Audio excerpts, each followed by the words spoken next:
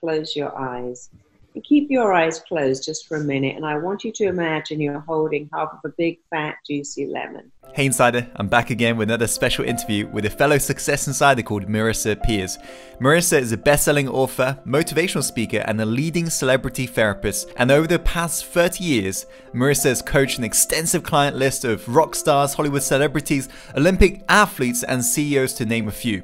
And during today's interview, she reveals some of the best strategies in regards to unlocking the confidence, feeling whole with yourself, and knowing that you are enough. So to avoid missing out on the gems that spread throughout this interview, be sure to go over to this URL to get instant access to the podcast version of today's interview, which is www.successinsider.tv/Marisa. And I'll also chuck a link for you in the comments box below, as well as the description box for you to get instant access. So without further ado, here is an interview with the Success Insider, Marisa Peers. Enjoy. Your mind believes whatever you tell it.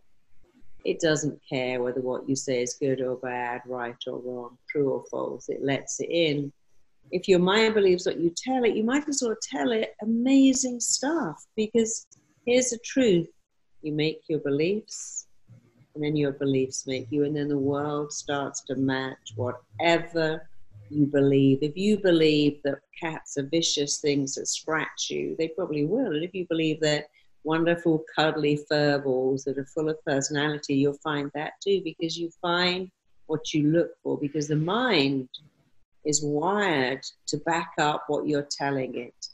Every word you say, every thought you think is a blueprint that your mind begins to work to make real. So I'll show you, if you like, to show the whole audience. Put your hand in front of your mouth right now. You want me to do it? Yeah. Okay. I want everyone to do it. Just take 30 seconds, and with your hand in front of your mouth, close your eyes. And keep your eyes closed just for a minute, and I want you to imagine you're holding half of a big, fat, juicy lemon. And I want you to breathe in that wonderful, gorgeous citrus smell, because nothing smells quite like a lemon. I want you to squeeze that half a lemon so lemon droplets appear on the surface. And I want you to open your mouth, and I want you to shove that half a lemon in your mouth. And I want you to eat it. I want you to suck out the flesh. I want you to bite the lemon flesh, suck all the juice, chew it, bite it some more. I want you to eat that lemon, devour that lemon. And now open your eyes. And you'll notice that because you told your mind you're eating a lemon, your mind immediately began to pump out saliva. It didn't go, oh, come on, there's no lemon. This is just thinking about a lemon. Because your mind doesn't do that. Whatever you tell your mind, it believes. Your mind's job is to act on what you tell it. And your job, and this is so important, is to make sure you tell it good stuff, great stuff, amazing stuff. If you say, I ate cake, I knew I'd gain weight, and I have, you'll make that. Well, if you ate cake, and my metabolic rate is so amazing, I just metabolized it all, and I still weigh the same. And I ate good food. When I eat bad food, my body just uses it, and I'm still super healthy, because you always have a choice. But so often we make the wrong choices. Like, my hair's wet, I'm going to get sick. I was in the rain, I'm going to get sick. That chicken looked a bit pink, now I'm going to get food poisoning. I had a fight with someone, now I'm going to be depressed.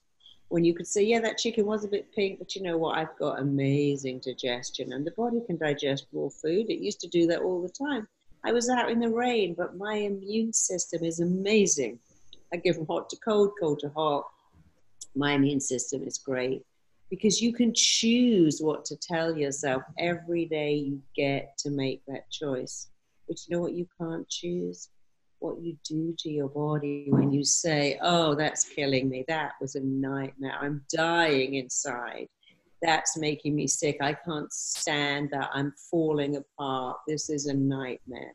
If you could see what you do to yourself when you use that language, you would never use that language, because your body can't choose. When you say, this commute is killing me, this freeway is killing me, my boss is driving me mad, my kids make me want to die, which of course isn't true, but we say these crazy things. For your mind, it's just as true as the lemon was. So what happened when you ate the lemon? I felt the grittiness that you feel from citrusy sort of fruits, yeah. People say, well, so was there a lemon? I'm going to ask you, was there a lemon? No. Everyone says no, but actually the answer is yes, there absolutely was a lemon. So here's the next question. Where was the lemon? Because there was a lemon, but where was it? In my mind, I suppose. Yeah, it was here. So there was a lemon, it was in your mind. Everything is in your mind. Everything begins with a thought. Everything you think and feel and do and have starts with a thought. But thoughts become real. Thoughts are things. And we all have to learn to be responsible for our thoughts. You can't allow yourself that negative thinking. It's a luxury that no one can afford. I'm dying, I'm falling apart, this is a nightmare, this is killing me, this is stressing me out to the max, I can't stand it, this is making me insane. Don't speak like that, because it feels so real to your mind, just like the lemon. Instead, you can go, well, this is a challenge, but I'm good at challenges. Yeah, I'm a little sleep deprived, I am tired, I could do with more sleep, but don't go, I'm exhausted, I'm shattered, I'm starving, I could eat a horse. Because it's not true, just say, yeah, I'm a little hungry, I need to eat, and I'm going to wait and eat some better food. And then your mind is very clear, okay, you need to eat, but you're going to wait to eat better food. So you're not going to eat the jelly beans or the cookies or the candy bars because you're waiting for better food. So we all get to choose how to talk to ourselves. So would you say it's a matter of just reminding ourselves to stop ourselves whenever we're talking like that? Or is there like a specific strategy that we can incorporate to make that easier? Well, you need to eavesdrop on yourself. I would say, ask your friends, how do I speak? They go, oh, you always say nightmare. Oh, it's a nightmare. It's a disaster. Because we often don't even realize that we use the same words. It's a nightmare. It's a disaster. It's terrifying. I was working with a supermodel recently, and she used the word terrifying every minute. Oh, I got this job. It was terrifying. I've been asked to be in a movie. That's terrifying. You know, this really nice guy asked me out. Terrifying. I'm like, but why is it terrifying? It's not terrifying. That's someone's fantasy dream come true. Because she always used this word terror as a throwaway word. She lived in a state of terror. Her skin would break out. She had high blood pressure because she used this word terror all the time. I had an intern recently. She was lovely. And she said, when I got the job with you, I wanted to die. Then she had this really cute English guy asked me, I wanted to die. And I said, could you stop using that word, I want to die? Because it's a throwaway word, but not to the mind. The mind can't stop to think, is this real? Do you really want to die? Is this really killing you? It just listens to your dialogue. And if you say, my work is killing me, my life is killing me, but particularly if you say my job is killing me, your mind's going to give you an illness like an ulcer to get you away from that job which is killing you. If you say, oh my God, that last boyfriend or girlfriend, they ripped out my heart, stamped all over it and killed me, your mind goes, no more relationships for you, because your mind's job is to keep you alive on the planet. So when you say something is killing you, stressing you, driving you mad, making you crazy, making you insane, your mind's job, which is to keep you alive, goes, I've got to get you away from that stuff. And that was a love relationship. Don't have any more of those. That was being pregnant. Don't get pregnant anymore. That was going to work. Let me give you panic attacks or ulcers or chronic migraines. And now you can't go to that place that you keep saying is killing you.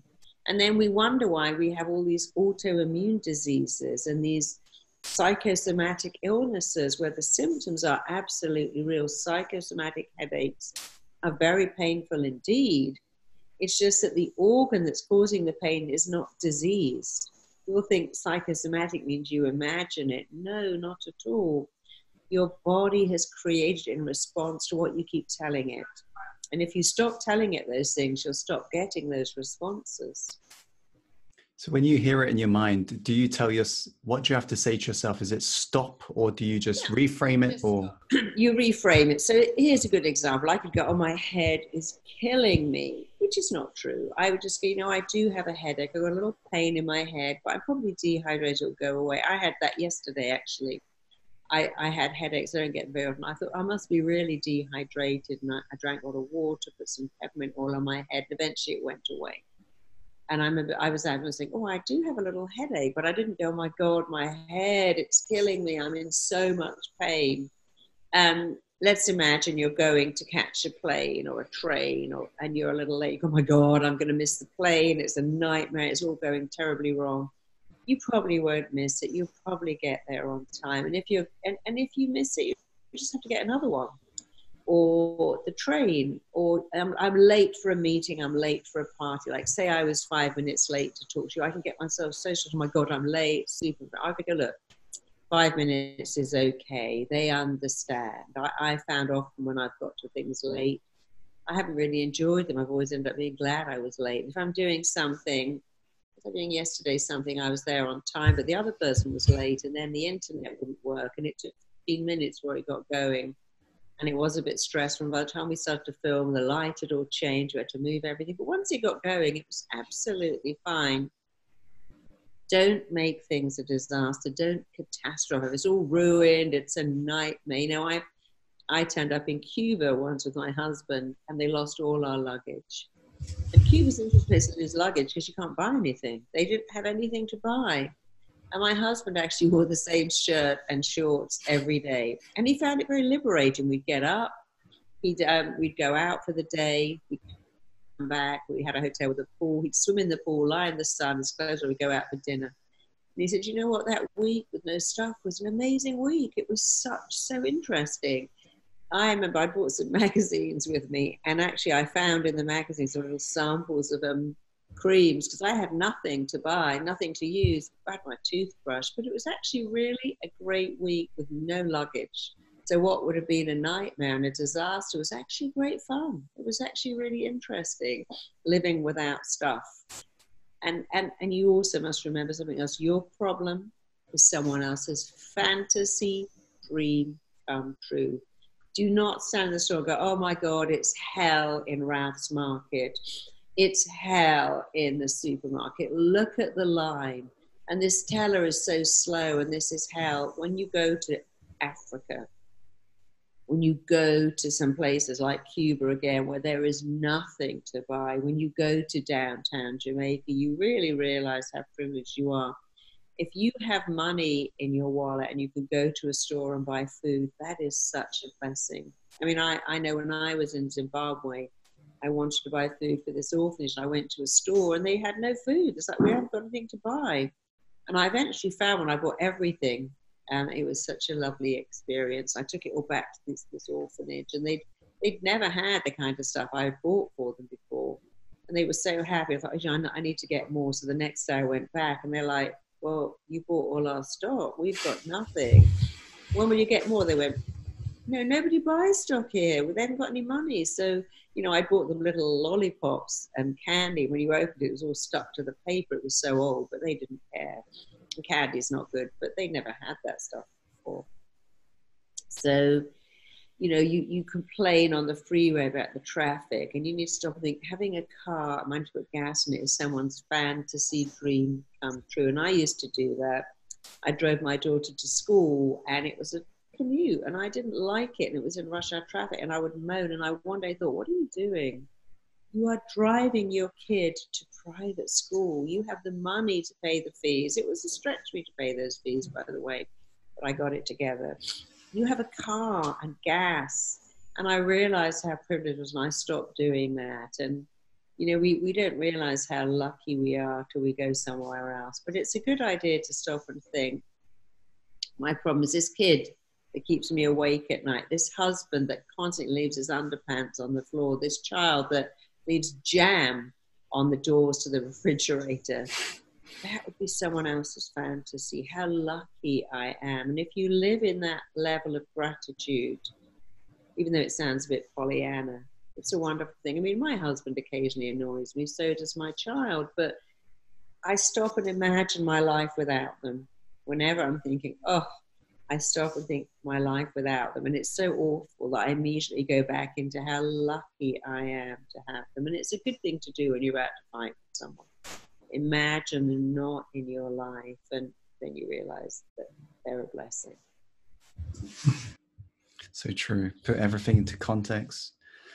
Yeah, and you know what's happened in the world that we're in today is that we don't feel anymore. You know, we used to think, I'm angry with my kid, let me work that out. I'm angry with my partner. Now I've got a feeling, I'm just going to eat that feeling or drink that feeling or shop that, go onto eBay and shop that feeling. I'm going to Netflix that feeling.